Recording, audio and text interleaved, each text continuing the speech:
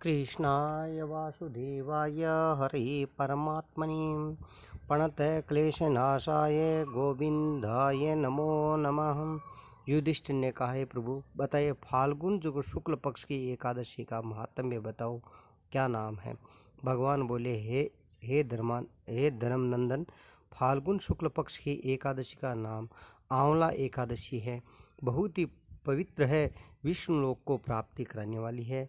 राजा मानदाता ने भी महात्मा वशिष्ठ इसी प्रकार का प्रश्न पूछा, जिसके जवाब में वशिष्ठ ने कहा, हे महाभाग, भगवान विष्णु के थूकने से उसके मुख से चंद्रमा के समान कांतिमान एक बिंदु प्रकट होकर पृथ्वी पर गिरा। उसी से आंवले का एक वृक्ष उत्पन्न हुआ, जो सभी वृक्षों से आदिभूत कहलाता है। इसी समय प्रजा की सृष्टि करने के लिए भगवान ब्रह्मा जी की उत्पन्न किया, और ब्रह्मा जी ने देवता, दानव, गंधर्व, यक्ष, राक्षस, नाग, निर्मल अंतःकरण महर्षियों का जन्म दिया, और उनके बाद देवता और ऋषि के स्थान आए, जहाँ विष्णु प्रिय आंवला का वृक्ष था।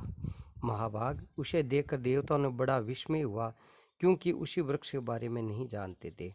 उसी प्रकार के विस्मय को देखकर आकाशवाणी हुई, महर्षियों, यह सर्वश्रेष्ठ आंवले का वृक्ष है, विष्णु को प्रिय है।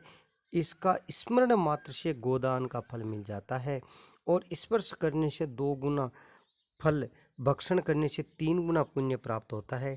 सभी पापों को हरने वाला और विष्णु का ये प्रिय मूल में भगवान विष्णु, ऊपर में ब्रह्मा और स्कंद में परमेश्वर रुद्र, शाखाओं में मुनि, टहनियों में देवता, पतों में वसु, फूलों में मरुदगण और फलों में समस्त प्रजापति वास करते हैं। आंवले का सर्वदेव ये भगवान विष्णु को पुरुषों के लिए परम पूज्य हैं, इसीलिए प्रयत्नपूर्वक आंवले का सेवन करना चाहिए। ऋषि बोले कि आप कौन है, देवता है या कोई और, हम ठीक नहीं बताइए। पुनः आकाशवाणी हुई, जो संपूर्ण भूतों के कर्ता और समस्त भुवनों के सृष्टा विद्वानों पुरुष कठिनता को देख पाते हैं, मैं वही सनातन विष्णु हूँ। देवादि भगवान विष्णु ने कथन सुन करके ऋषिगण भगवान की स्तुति करने लगे, और इससे भगवान श्री हरि संतुष्ट हुए और बोले, हे महर्षियों, तुम्हें कौन सा अभिष्ट वरदान दूं। ऋषि बोले, भगवान, यदि आप संतुष्ट हैं तो हमें लोगों के हित के लिए कोई एक ऐसा व्रत बताइए जो स्वर्ग और मोक्ष को फल प्रदान करने वाला हो।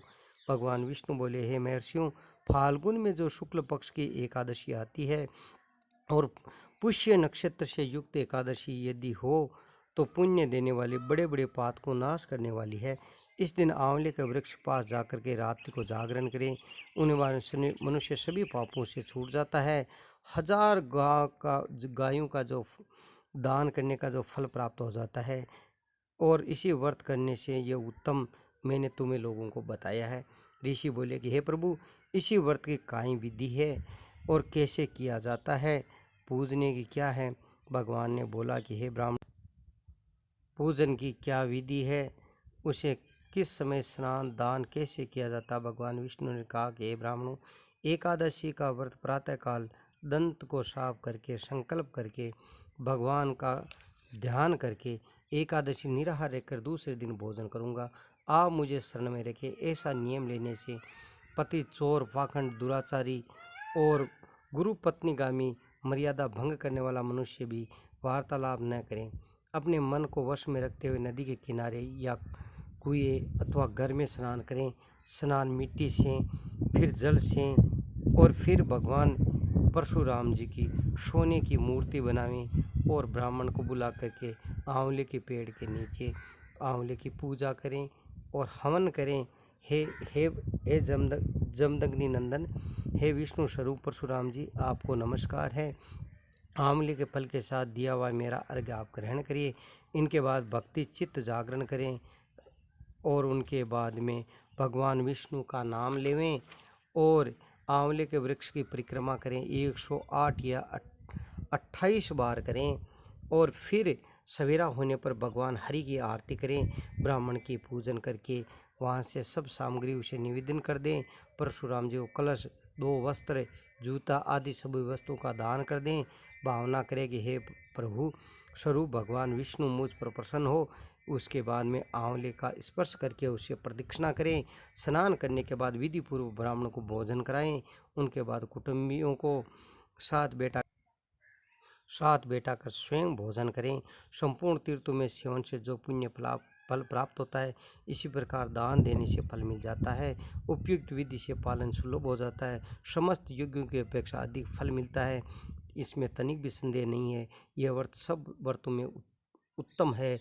वशिष्ठ जी कहते हैं, महाराज इतना कहकर भगवान विष्णु अंतर्ध्यान हो गए। उनके पश्चात समस्त महर्षियों ने यह व्रत का पूर्ण रूप से पालन किया। इसी प्रकार तुम भी इसी व्रत का अनुष्ठान करो। भगवान श्री कृष्ण कहते हैं, युधिष्ठिर यह व्रत मनुष्य के सब पापों से मुक्त कराने वाला होता है। बोले लक्ष्मी नारायण भगवान की जय हो।